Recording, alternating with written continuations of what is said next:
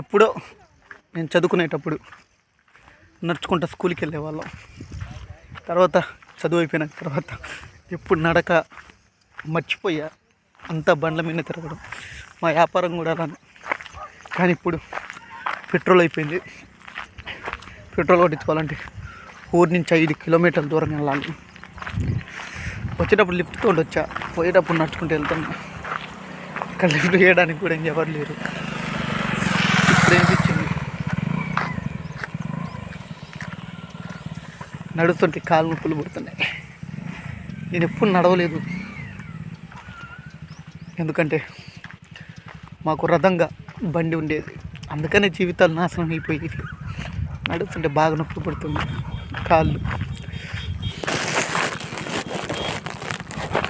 Petrol విలువైన, ఇంకా చాలా దూరం వెళ్ళాలి.